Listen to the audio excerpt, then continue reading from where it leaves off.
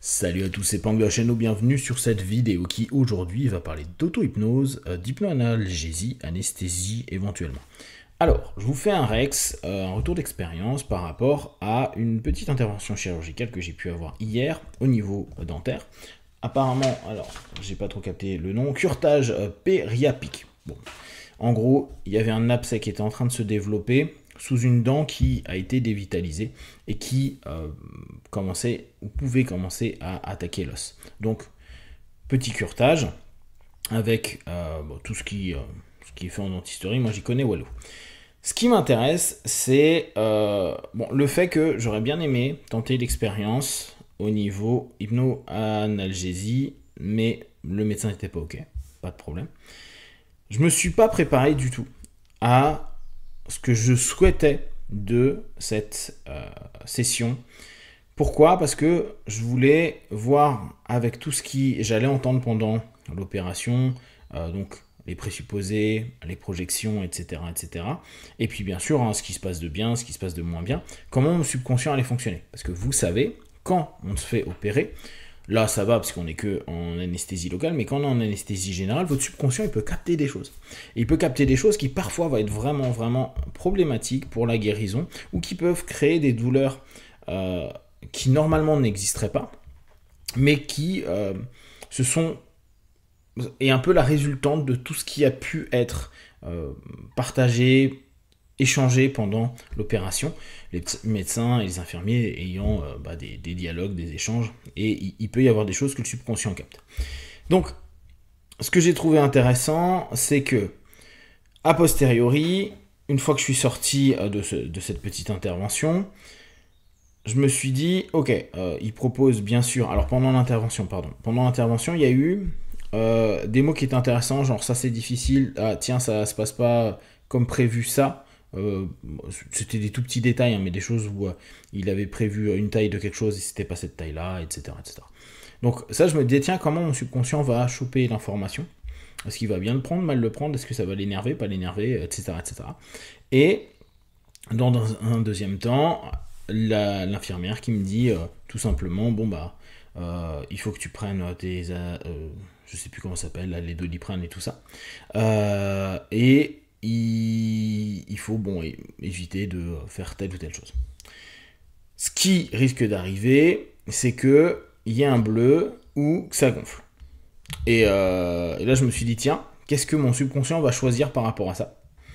Là, vous voyez, il a décidé de gonfler. Alors, ce que je me suis dit en ressortant, et pendant que j'étais sur ma bécane, et avant de faire une séance un peu plus complète à la maison, je me suis dit, la chose la plus importante, je m'en fous que ça gonfle, je m'en fous d'avoir un bleu, c'est pas la première fois que ça gonflera et que j'ai des bleus sur le visage avec les sports de combat, donc ça je m'en fous. Par contre, ce qui me dérange plus, ça aurait été un pic de douleur.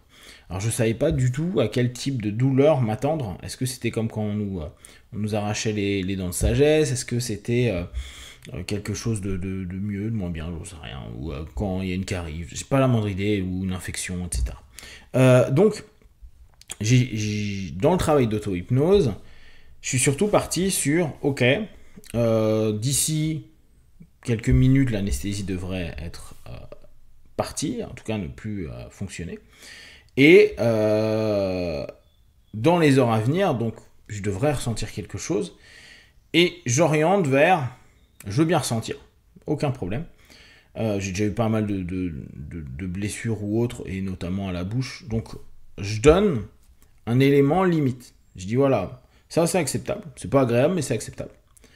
Pourquoi ? Parce que vous savez que très souvent, quand on est en auto-hypnose, on a un besoin d'éléments réalistes. Bien sûr, il y a des moments où on peut complètement faire des trucs qui sont initialement, on pensait irréalistes. Mais dans ce cas-là, et notamment sur de l'auto-hypnose, sur de l'hétéro-hypnose, on peut en discuter, mais sur de l'auto-hypnose, flouer notre subconscient, c'est moyen. Il va un peu dire, je connais un peu les règles, je sais comment tu fonctionnes mon pote, te fous pas de ma gueule. Donc, moi dans ces cas-là, je reprends toujours des douleurs que j'ai eues, des problèmes que j'ai eu à un moment donné, et je dis, voilà, je sais qu'on peut aller plus loin, parce que j'ai déjà vécu plus, mais on va tenter de rester au maximum à ça. Et après, je donne un timing. Alors, les timings, c'est pas toujours super. Là, en l'occurrence, ça a été excellent. Ça a été même impressionnant. J'avais donné... attends, ça a dû s'arrêter... Toute gêne, hein, ça a dû s'arrêter vers 17h hier. Donc, en gros, j'ai dû me faire opérer à 9h. À 17h, j'avais plus aucune douleur, sensation, tiraillement, rien du tout. Ça, c'était intéressant en termes de timing, c'est que ça a été court. Et en termes de douleur, bah effectivement, bon, ça n'a pas donné grand-chose. Hein, j'ai pas eu spécialement mal. Je pense pas que ce soit une opération qui fasse mal au bout du compte. Mais vu que j'avais pas de notion, je savais pas si vraiment je pouvais le comparer à quelque chose que j'ai déjà vécu sur les dents ou dans la bouche. Il y a eu vraiment même pas le pic que j'avais proposé. C'est dérangeant, c'est gênant, etc., etc. Mais au départ, comme tout moment où on va chez le dentiste et après c'est pas hyper agréable et que pendant une journée on fait un peu attention à ne pas manger d'un côté, à pas manger telle chose, etc., etc. Donc là-dessus c'est intéressant. Le feedback est cool.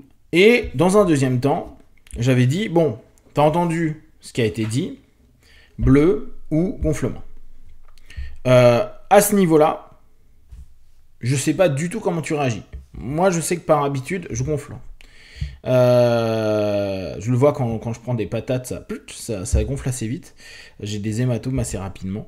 Donc, je lui dis, bon, bah, tu vois ce qui est le mieux et ce qui est le moins problématique pour mes journées à venir. Toujours la même chose. J'ai une gueule de travers, j'en ai rien à battre. Même si j'avais eu un bleu, c'était pas un problème.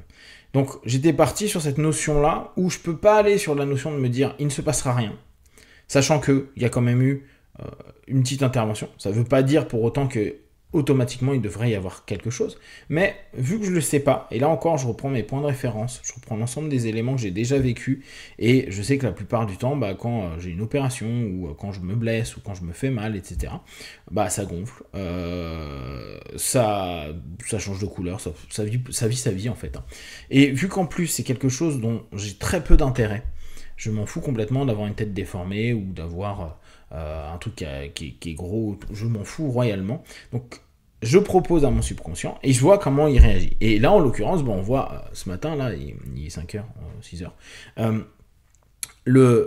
on voit qu'il y a un petit... ouais, ça a gonflé, alors c'est sympa, ça me fait un demi-Bogdanov. Et je me dis, tiens, qu'est-ce qui fait qu'il a sélectionné ça? Outre l'aspect complètement biologique, hein, je pense que c'est assez normal que tout ça se développe. Mais qu'est-ce qui fait que, on va dire ça autrement, il n'y ait pas eu un effet du tout? Est-ce que c'est parce que je m'en fous? Est-ce que c'est parce que la suggestion, vu qu'il n'y a pas de point de référence derrière, donc d'éléments sur lesquels je peux m'appuyer, mon subconscient se dit, bah, c'est pas quelque chose qu'on traite, sachant qu'en amont, on avait traité la notion de douleur qui vraiment est absente, est totalement absente. Et là, ça fait poser des questions. Est-ce que, de façon générale, c'est ce qu'on dit en hypnose, en auto-hypnose, faites pas 10 000 choses à la fois.